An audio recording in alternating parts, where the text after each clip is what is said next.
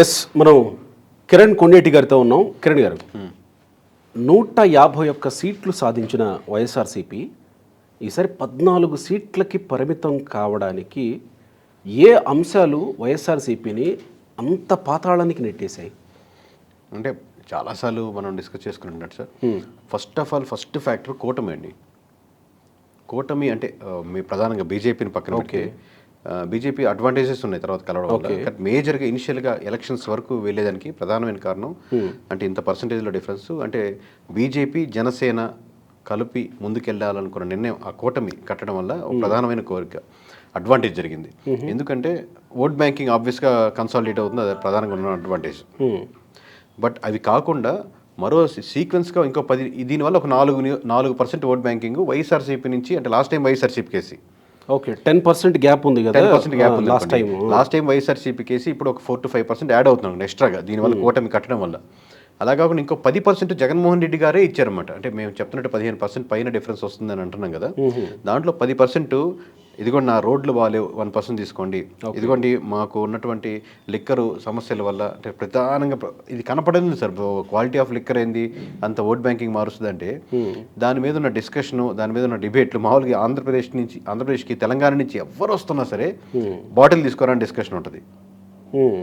ఇప్పుడు ఇసుకది ఎప్పుడో జరిగిపోయింది. ఇసుక ఇష్యూస్ అందరికీ లేవు, జనరలైజ్డ్ ఇష్యూ కాదు, బట్ ఓన్లీ ఆ బేస్డ్ వర్కర్స్ ఉన్నారు చూడండి, దాన్ని డిపెండ్ చేసుకొని కమ్యూనిటీ వర్కర్స్ ఎవరైతే ఉన్నారో సిమెంట్ కానీ ఇసుక మీద డిపెండ్ అయ్యి వాళ్ళకి ఇప్పటికీ దాని మీద 1% నిర్మాణ రంగం మొత్తం ఉండేది ఒక 1% ఎఫెక్ట్. అలాగే మీకు మంత్రుల సెలక్షన్, అంటే మంత్రులు అనేది face of the government sir. వాళ్ళని చూసి ఇలాంటి వాళ్ళు కదా గవర్నమెంట్లో ఉండాలి, ఇలాంటి వాళ్ళు కదా మనం ముందుకు తీసుకెళ్లాలని మీరు ఎప్పుడైతే చూసి ఎక్కువ మంది ప్రజలు కనెక్ట్ అవుతారో అడ్మినిస్ట్రేషన్ చాలా బాగుంది అన్న ఇంపాక్ట్ క్రియేట్ చేయగలుగుతారు. Okay, so face of the government ministries యొక్క బిహేవియర్ కూడా ఒక 1% తగ్గించుండొచ్చు. ఓకే, ఇలా 1% యాడ్ చేసుకుంటే మామూలుగా గంజాయి మీద కావచ్చు, ఉద్యోగస్తులు కావచ్చు, ఉద్యోగం కోసం ప్రయత్నించే వాళ్ళు కావచ్చు, అంటే నిరుద్యోగులు, లేకపోతే ఏదో పడుతుంది మనకు అనే ఆప్షన్ వెయిట్ చేసేవాళ్ళు, ఇలా 1% ఇవన్నీ 10% ఇచ్చిన ఓట్ బ్యాంకింగ్ వైఎస్ఆర్సీపీ నుంచి టీడీపీకి ఇచ్చిన ఓట్ బ్యాంకింగ్. ఇది జగన్మోహన్ రెడ్డి గారి ఓటమి కంటే జగన్మోహన్ రెడ్డి గారు చంద్రబాబు గారిని గెలిపిస్తున్నటువంటి గెలుపు ఇది. అంటే జగన్మోహన్ రెడ్డి నేరుగా గెలిపిస్తున్నారు, నేను ఓడిపోతున్నాను మీరు గెలవండి అన్నట్టు ఇచ్చిన vote banking. Plus too much జనసైనికులు వర్క్ చేసే విధంగా కూడా జగన్మోహన్ రెడ్డి గారు టూ మచ్ చేశారు. చేసినట్టు ఆయన ఎక్కువ చేశారు, అట్లా కాదు, టూ మచ్ ఆయన వెళ్ళిన విధానం వాళ్ళకి ఎక్కువ అడ్వాంటేజ్ అయింది.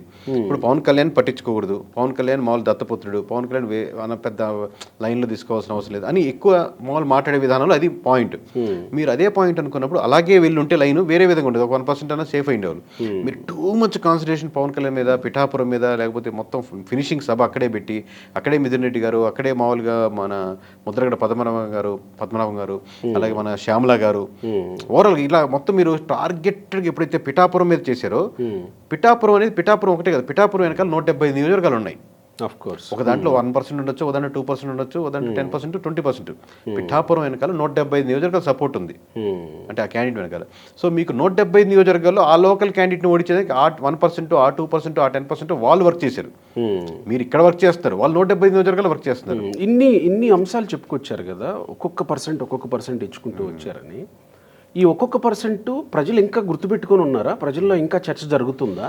అంటే ఒక సెక్షన్ ఎలక్షన్స్ అయ్యేంత వరకు ఇసుక ఎప్పుడు గవర్నమెంట్ రాగానే వెంటనే ఇసుక కొత్త పాలసీ అని చెప్పి స్టార్ట్ చేసి అప్పటి నుంచి కదా మొదలైంది. మీరు అందుకే నేను ఇందాక క్లారిఫైగా చెప్పాను, ఇసుక చాలా మర్చిపోయిన ఘట్టం. కానీ ఇసుక మీద డిపెండ్ అయ్యి వాటి మీద జీవనాధారం నడిపే వాళ్ళకి ఆ చర్చ ఉంటుంది. అంటే నిర్మాణ రంగంలో మీరు చెప్పినట్టు ఆ రంగం వాళ్ళకి కంటిన్యూటీ దాని ఎఫెక్ట్. ఇప్పుడు కరెంటు బిల్లులు పెరిగాయి అనుకోండి, మామూలుగా ఆక్వాకి సంబంధించినట్టు వాళ్ళ మీద ఎఫెక్ట్ ఉంటుంది, లేదా బిలో మధ్యతరగతి మీద కరెంటు బిల్లు పెరుగుతుంటే ఎఫెక్ట్ ఉంటుంది. అలాగే ఆటోలో మీరు 10,000 ఇచ్చారు, ఆనందమే, కానీ ఇంకొక 10,000 పోతుంది అనుకోండి ప్రతిసారి వాళ్ళకి, డీజిల్ వల్ల, రేట్ల వల్ల, లేదా గతుకుల రోడ్ల వల్ల వాళ్ళు కంటిన్యూస్ ఎఫెక్ట్ ఉంటుంది. ఇలా మీరు కనెక్ట్ అయిన అంశాన్ని నేను కనెక్ట్ కాకపోవచ్చు. నేను ఎగ్జామ్స్ కోసం రోజు ప్రిపేర్ అవుతున్నాను, నోటిఫికేషన్ రేపడుద్దని చూస్తున్నాను, రావట్లేదు, ఎల్లుండి పడుతుంది, రాలేదు, నెల అయింది, 2 సంవత్సరాలు అయింది, 2 సంవత్సరాలు అయింది, రావట్లేదు అనుకోండి. వాళ్ళకు ఒక డిఫరెంట్, వాళ్ళకున్న ఓట్ బ్యాంకింగ్ వేరు. అలాంటప్పుడు 2014లో గెలిచింది ఇదే కూటమి, మీరు ఇప్పుడు ఏ కూటమి అయితే గెలుస్తుంది 161 అని చెప్తున్నారో ఇదే కూటమి కదా 2014లో గెలిచింది. 2019కి వచ్చేసరికి 23 సీట్లకి అంటే విడివిడిగా పోటీ చేశారు. 23 సీట్లకు ప్రధానమైనటువంటి పార్టీ తెలుగుదేశం పార్టీ పరిమితమైంది కదా. మళ్ళీ ఇప్పుడు ఇదే కూటమి కంటెస్ట్ చేస్తున్నప్పుడు ప్రజలు వీళ్ళ వైపే ఎందుకు చూస్తారు? వీళ్ళకి ఇంత ల్యాండ్ స్లైడ్ విక్టరీ ఎందుకు ఇవ్వబోతున్నారు? ప్రేమ ఏమన్నా పెరిగిందా? ప్రజలు ఏమన్నా రియలైజ్ అయ్యారా? కాదు సార్, మీరు చెప్పిన దానికి ఒక 10 years గ్యాప్ ఉంది. ఈ మధ్యలో ఒక్కొక్క అంశంలో పోనీ ఇండివిజువల్గా పక్కన పెడదాం. పవన్ కళ్యాణ్ గారికి ఒకప్పుడు మామూలుగా ఒక 4 ఫ్యామిలీలు కంప్లీట్ కాపులే తీసుకుందాం పోనీ, ఇంకా ఎగ్జాంపుల్ తీసుకున్నట్టే. దాంట్లో అమ్మా నాన్న పవన్ కళ్యాణ్కి వేసేదానికి ఇష్టంగా లేరు అప్పుడు.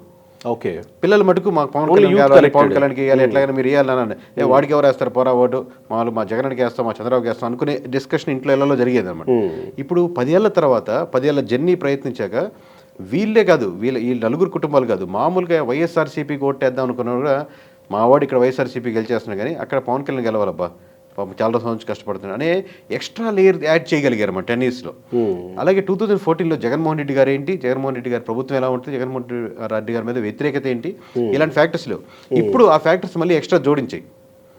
అంటే ఆల్రెడీ అధికారంలో ఉన్నారు కాబట్టి ఇప్పుడు అధికారం కొత్తగా ఉన్నారు కాబట్టి చూశారు కాబట్టి దాంట్లో ఉన్నటువంటి వ్యతిరేక అంశాలు. Comparison. అప్పుడు ఎమ్మెల్యే లేరు, మినిస్ట్రీస్ లేరు, అప్పుడు ఎమ్మెల్యేస్ ఉన్నారు, మినిస్ట్రీస్ లేరు. ఇప్పుడు వాళ్ళ గవర్నమెంట్ ఎలా రన్ అవుతుంది, ఆ నెగిటివిటీస్ ఫ్యాక్టర్స్ అని యాడ్ అయినాయి. కేవలం కూటమి అంటే ఓన్లీ 3 కలిస్తే ఓట్ బ్యాంకింగ్ పెరగదు సార్. మామూలుగా ఈ ఫ్యాక్టర్స్ లేకుండా ఉంటే చాలా చాలా టఫ్ ఫైట్లు ఇచ్చిండేవాళ్ళు. వీటితో పాటు ఇంకేమన్నా ఇంపాక్ట్ చేశాయా కూటమి వైపు జనాలు జర్నీ సాగడానికి, ప్రజల జర్నీ ఇటువైపు టర్న్ అవ్వడానికి? ఈ జగన్మోహన్ రెడ్డి గారు ఓట్ బ్యాంకింగ్ నుంచి వెళ్ళిన ఓట్ బ్యాంకింగ్ ఎక్కువ డిఫరెన్స్ చూపిస్తుంది. ఆల్రెడీగా కోర్ ఉందనుకోండి, కోర్ టీడీపీ, కోర్ జనసేన కలిసారు అనుకోండి, పెద్ద ఇంపాక్ట్ డిఫరెన్స్ ఉండేది కదా. మీరు ఎప్పుడైతే లాస్ట్ టైం జగన్మోహన్ రెడ్డి గారికి వేసి ఈసారి వాళ్ళకి వచ్చి ఇప్పుడు వీళ్ళిద్దరి మధ్య 15% పైన డిఫరెన్స్ వస్తున్నప్పుడు ఓట్లు మీకు సీట్లు చాలా ఇన్ని మారిపోతున్నాయి. 90% కూటమి గెలిచేసుకుంటుందంటే సీట్లు గెలుస్తుంది, 90% ఓట్ బ్యాంకింగ్ కాదు. Still they have 35% vote banking ఉందనుకోండి, 35% మంది ఓట్లు వేసినప్పుడు దానికి వీ హ్యావ్ టు రెస్పెక్ట్. మన దగ్గర ఓటింగ్ పర్సంటేజ్ని బట్టి సీట్లు డివైడ్ చేయరు కదా. సో లేకపోతే 35% సీట్లు ఉండేది, అలా కాదు కాబట్టి నియోజకవర్గం మొత్తం కన్సాలిడేట్ చేసి ఓట్ బ్యాంకింగ్ వస్తుంది, పర్సంటేజ్ వస్తుంది కాబట్టి still they are having 35%. Maybe వీళ్ళు 58కి రీచ్ అవ్వచ్చు.